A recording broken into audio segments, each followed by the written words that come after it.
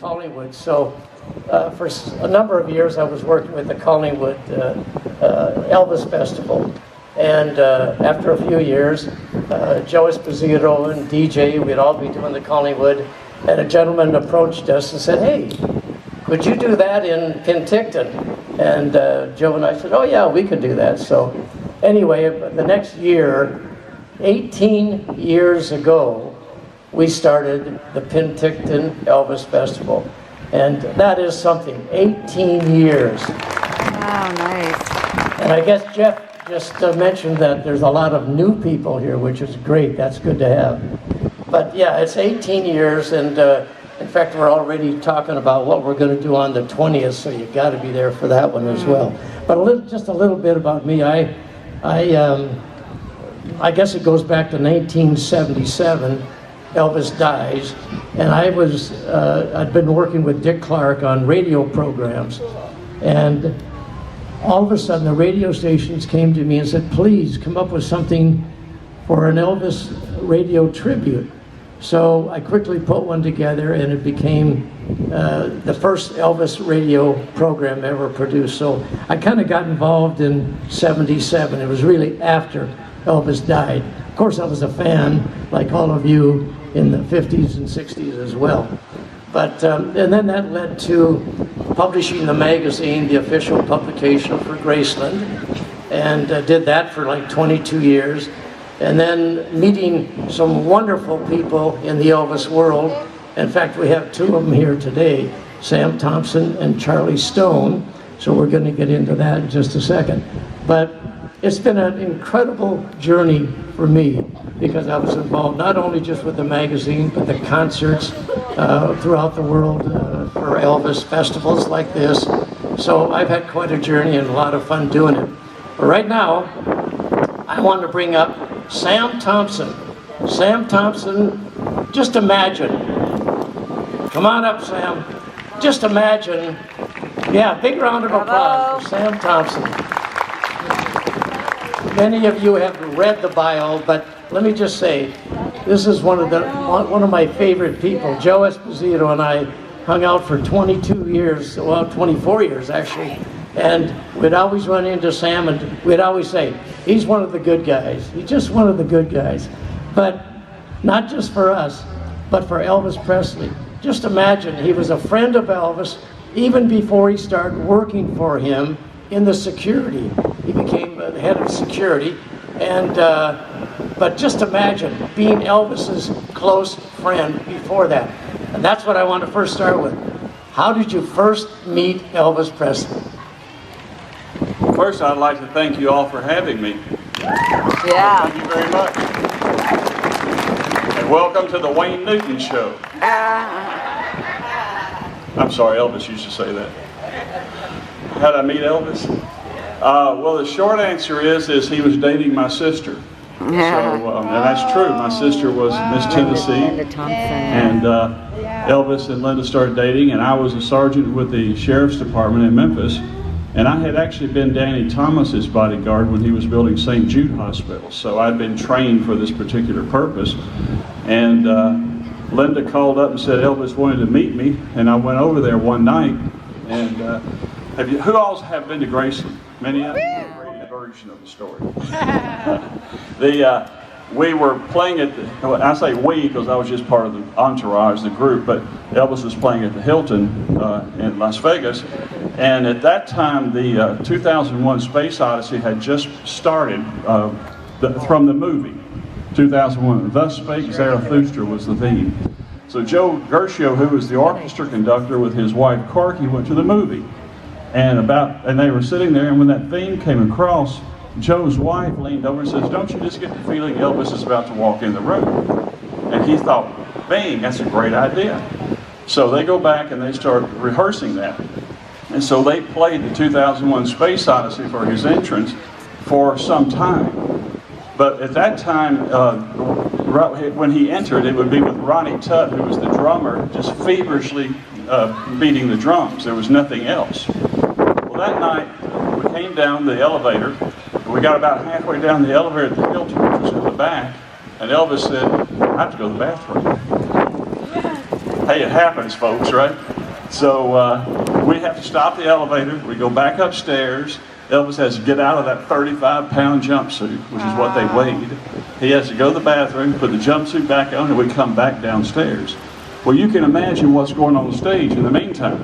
Ronnie Tutt's about to have a stroke. He's just beating those drums, his sweat's flying. Oh, no. So Joe Gershio, he came up with, just right on the spot of orchestration, we call it the 4-note rise and fall. And you've probably heard it, da-da-da, da-da-da. Yeah. Well, Joe came up with that on the stage. Wow. And he looked at Pat Houston, who was the trumpet player, and he did that. He went da-da-da, da-da-da. So the whole brass section picked that up. So Elvis comes out to that, looks over at Joe and says, I like it, keep it in. And that's how we came up with that particular one. First met him. It's the same with Sam. My job was to meet Elvis at the back door and walk him to the dressing room every night. So as I'm walking to the dressing room, Elvis is here, or Joe or Dick or somebody's over there. I'm saying, you turn right, you turn left, or whatever. And after about a week, we're down this long hallway. Elvis grabs my arm and says, who are you? I said, I'm Charles Stone. I work for Jerry Weintraub and Tom Hewlett. He said, I'm Elvis Presley. Now, we're at an Elvis Presley concert. Right? Once again, as Sam said, I'm Elvis Presley. He was always very humble when he met someone. I've heard that so many times from so many interviews, and everyone said he was so humble that way all the time. It's just wonderful. And when did you start actually working for him? Or the Colonel? The Colonel first? Well, actually, I worked with everybody. They assigned me to Elvis, the Colonel, and Weintraub and Hewlett just said, you handle it. So I was like, I guess, contracted to them. I was on the road 200 days a year. But when I first started, I was out with Frank Sinatra when I got the call to go to work with Elvis.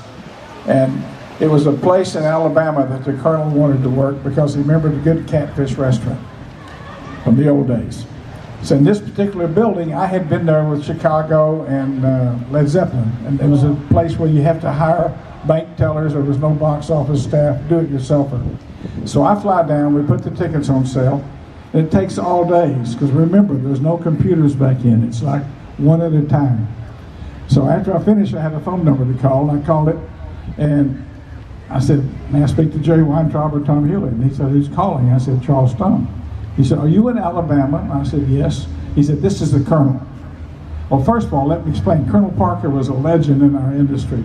I just locked up. I never expected to be talking to Colonel Parker. But remember, I'm in my 20s. I'm a kid.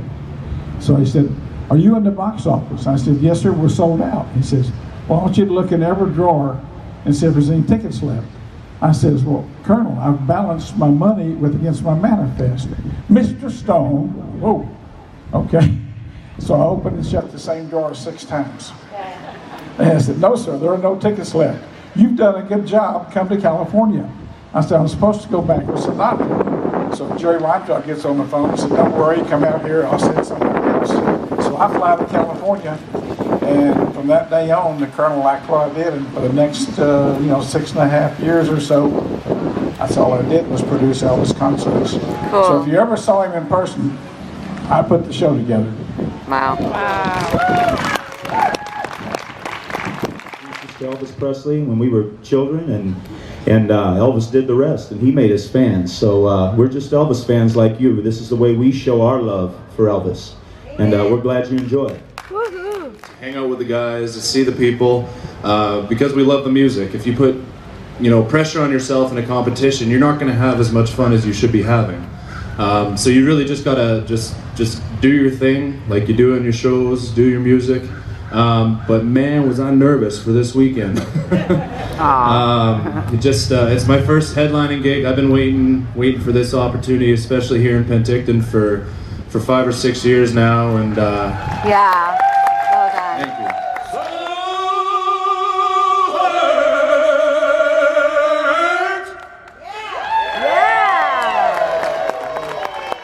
Great stories. You've been hearing them all weekend. Let's bring up Sam Thompson and Charlie Stone. It doesn't matter. You can get them to sign the boot anyway. The Rebels. I don't know how much they are. the Memphis Mafia, we call them. Elvis is going to have to move along, but Sam, let's talk about you for a second. Yeah. I know Elvis gave you a lot of gifts. Did you ever give him a gift? Do you know how hard it was to buy Elvis Presley something? I bet. I mean, the man had everything. The first gift I gave him was a flashlight, and it was one of those lithium flashlights, rechargeable, that the police officers used.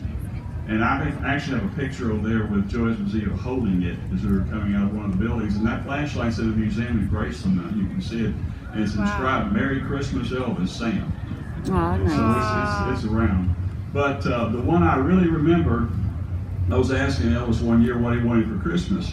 And let me tell one quick story. My sister, you know the Maltese cross that Elvis wore? Well, my sister designed that from Lowell Hayes in Memphis. And I wasn't there. This is my sister's story she told me, and I think it's hilarious. And she went to Elvis and she said, "Honey, I'm going to get you something specially made for Christmas." And he said, "Well, okay. How much will it cost?" And of course, she was using his credit card. And she said, $80,000. And he went, "What? 80,000? What?" She said, "Now, doesn't 40,000 seem better?" And that's what that Maltese cross cost. Oh, my goodness. But one year I was asking Elvis, I said, "Hey man, what can I get you for Christmas? You've got everything." And he said, "You know what I really want?" He said, "You ever seen that show, Streets of San Francisco, with Carl Malden?" I said, "Yeah." He said, "You know that little blue light?" I said, "That's called a teardrop light, Elvis." He said, "Yeah, I want one of those." I said, "Man, I mean, that's a police issue, you know, because you can put that on your dash. You all know what I'm talking about, that little blue light? It's portable. You stick it on the dash of your car, like behind our cars." He said, "I want one." I said, "Elvis, that's probably police. I don't know if I can get you that." He said, "Well, you asked me what I wanted, that's what I want." I said, "Okay." So, and I was with the sheriff's department. I wasn't working for Elvis. So I go to the sheriff the next day and I tell him what Elvis wants. And his first response was, "Well, you know, that's a police issue. We can't just give that out to civilians." And I said, "Well, it's for Elvis Presley." He said, "Okay, hold on." And he writes the authorization. So I go get one. And I wrap it up and I give it for Christmas. And he's like a kid. I could have given him $1 million. He wouldn't have been any happier. Tickled to death. So he goes out and he sticks it, and you plug it into your cigarette lighter. And you set it up as a magnet. You set it up on your dash. You put that in the studs, black studs. And he's driving around, just having a ball. About a week later, the sheriff calls me in. Now, when you're a sergeant with the sheriff's department, you don't really want the sheriff to call you in, because you don't know what you've done. So the sheriff calls me in and said, "We have a problem." And I said, "Well, what is it?" He said, "You know that blue light we got for Elvis?" And I said, "Yeah." He said, "Well, he's stopping people for speeding. And now he wants a ticket book." And I said, "Sheriff, do not give Elvis Presley a ticket book." So he said, "Well, take this and give it to him." And it was a courtesy ticket book. Do you all know what those are? No. Yeah, well, they probably don't have them anymore, but in the old days, if you didn't really want to write a real ticket, you just wrote a courtesy ticket. Oh, I see. Elvis Presley had a ticket book for courtesy tickets, and he emptied it out. So somewhere out there, there's probably about 30 autographs of Elvis Presley for speeding that he Oh, gave. wow. So I learned my lesson on what to give Elvis or not to give him. Thank you, Sam. Now, Charlie, you toured with us, take care of everything, but I want to hear about some of the things that happened, maybe like the bomb scare. Oh, yeah. And first of all, on Sam's, I don't think any of those tickets have surfaced, have they? Not a one. Wow. We played in Oklahoma City, and this was one of the very few cities where the colonel was at the show. He normally stayed a day ahead, but for whatever reason, he was at the show. So we did the first half of the show. The colonel sitting backstage in a chair with his cane there waiting on Elvis, and the fire marshal comes up to me and says, "We have to empty the building. We have a bomb scare." And there's 10,000 people in there, and they're waiting on Elvis. I said, "Well, I'm not going to tell them. You have to go." "No, I'm not going to do that, but you have to empty it." So I said, "Well, let's go talk to the colonel." So the colonel's sitting there, and the fire marshal goes up to him and said, "Colonel, we have a bomb scare. We have to empty the building." "Really?" He said, "You think it's real?" And he said, "Well, yeah." So the colonel gets up, He says, call Elvis, turn him around, tell him to go back to the airplane, and the colonel starts walking out the door. And the fire marshal said, well, where are you going? He said, well, there's a bomb scare. I don't want to be in here. What he was trying to do was shake us down for some money. And when the colonel got up ready to leave and said, turn Elvis around, well, maybe it's not so serious after all. But things like that happened on the road, but only for Elvis could you get away with calling somebody up to bluff. But it was a very interesting life we led. Aw.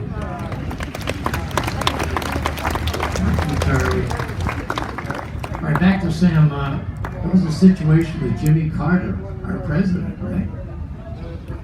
Does that name anything to you guys, Jimmy Carter? Oh, yeah. He's the next Well, you president. never know. I was in Germany, they went, what? You know what I'm saying? First time we played Omni in Atlanta, Jimmy Carter was governor of Atlanta, so he came to see Elvis. And that was real nice, you know, we gave there.